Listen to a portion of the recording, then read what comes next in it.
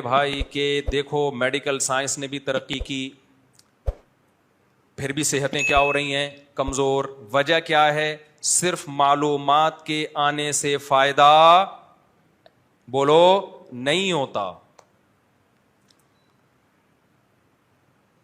ساری دنیا کے سارے ڈاکٹر, ہاں وہ سگریٹ کی میں مثال دے رہا تھا نا, چٹکلا. سگریٹ پہ ڈبے پہ کیا لکھا ہو؟ خبردار سگریٹ سے کیا ہوتا ہے؟ کینسر. تو میں ڈاکٹروں کو اکثر ایک تجویز دیتا رہتا ہوں کہ یہ لکھو سگریٹ پینے سے مردانہ کمزوری ہوتی ہے. پھر کوئی بھی نوجوان سگریٹ, اچھا مردانہ طاقت کی دوائیں ایسے کھا رہے ہیں جیسے 18 شادیاں کرنی ہیں انہوں نے. عجیب بات ہے یار, تمہاری ایک بیوی ہے, تمہیں تو کچھ بھی نہیں کھاؤ یار. طاقت کی دوائیں کھاتا ہوا وہ اچھا لگتا ہے جو, یعنی جذبے دیکھو یار. میں تو نہ کوئی مردانہ قوت کی دوائیں بیچتا ہوں نہ بتاتا ہوں اس بارے میں, یہ تو حکیموں ڈاکٹروں کا کام ہے. لیکن پھر بھی میرے پاس آتے رہتے ہیں سب, کوئی خوراک. ابے تو کیا کرے گا خوراک کا یار, کیا کرنا ہے خوراک کا؟ کیوں شو مار رہے ہو میرے سامنے آ کے؟ تو خیر, تو ایک ہے نا بس, صحیح ہے, گزارا کرو اس کے ساتھ, اس کے لیے کسی قسم کی خوراک کی ضرورت بولو نہیں.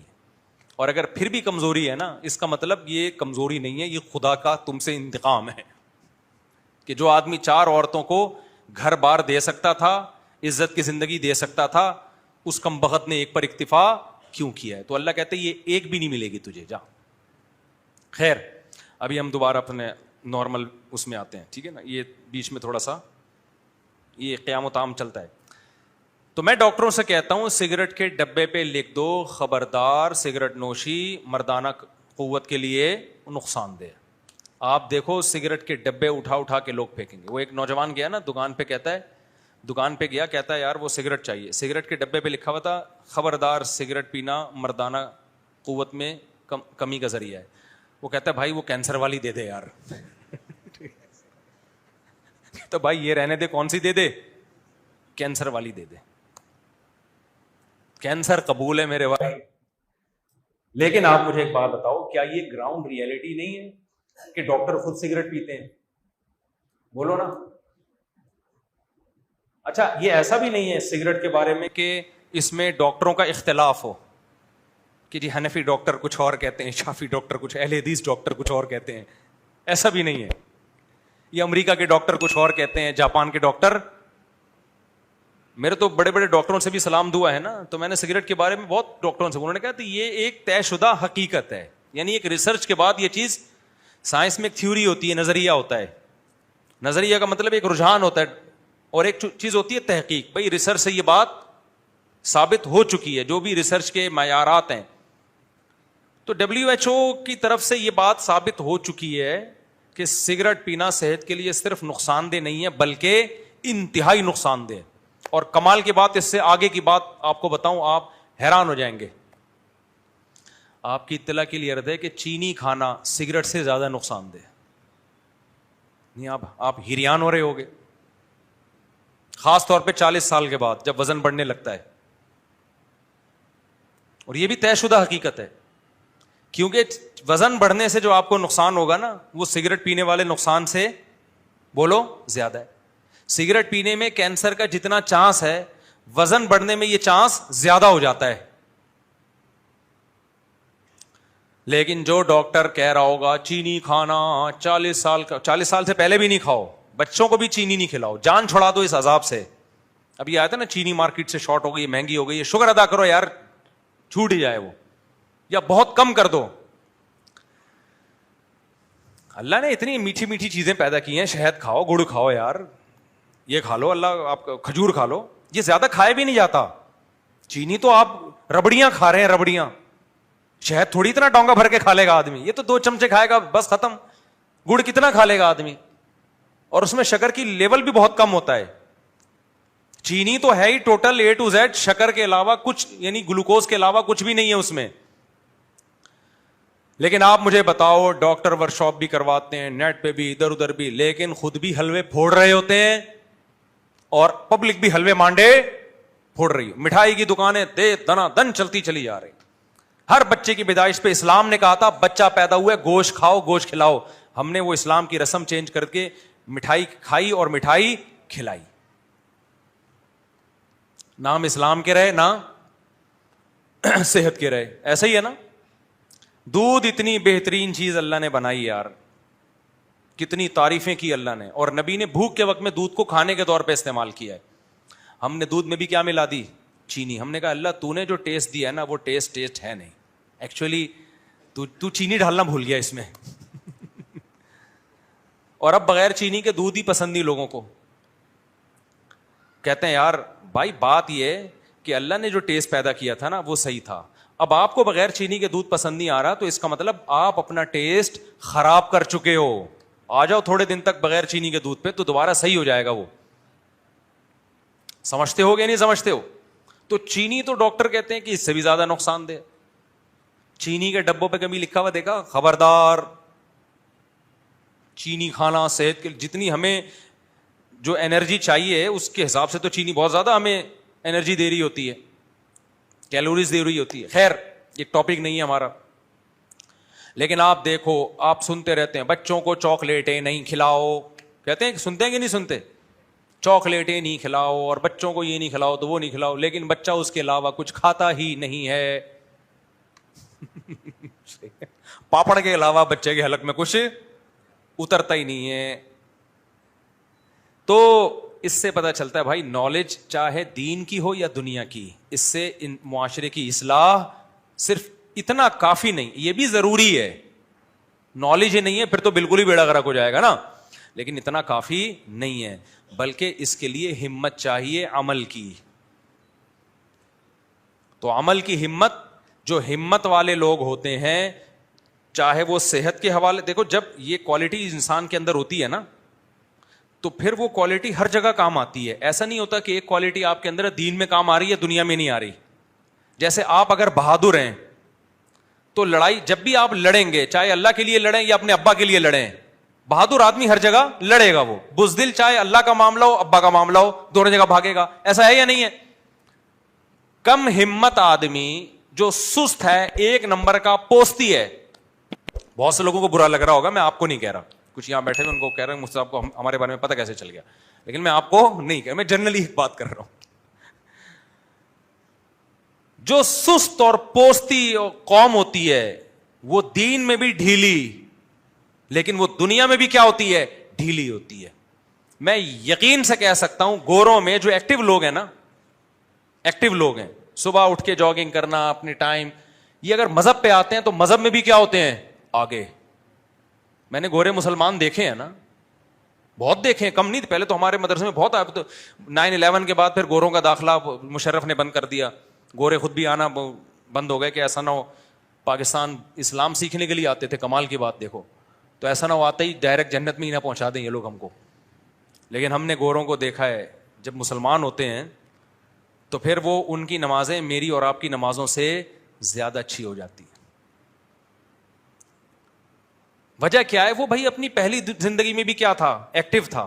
اسلام لایا ہے تو وہ ایکٹیونیس کہاں استعمال ہو رہی ہے؟ اسلام میں ہو رہی ہے. اس کو نظریہ ٹھیک نہیں تھا, علم نہیں تھا اس کے پاس کہ اسلام برحق ہے. علم ملا تو وہی موٹیویشن جو اس کو دنیا پہ چلا رہی تھی وہی کہاں چلا رہی ہے؟ وہ دین پہ چلا رہی ہے اس کو. ہمارا جو بہت بڑا مسئلہ ہے میرے بھائی, ہم کم ہمت لوگ ہیں, اس وجہ سے ہماری صحتیں بھی دیکھ لو اور ہمارا مذہب کے معاملے میں جو حال ہے وہ بھی دیکھ لو. تو ایک ہی چیز ٹھیک کرنی پڑے گی, اس سے دونوں چیزیں آپ کی کیا ہو جائیں گی؟ ٹھیک.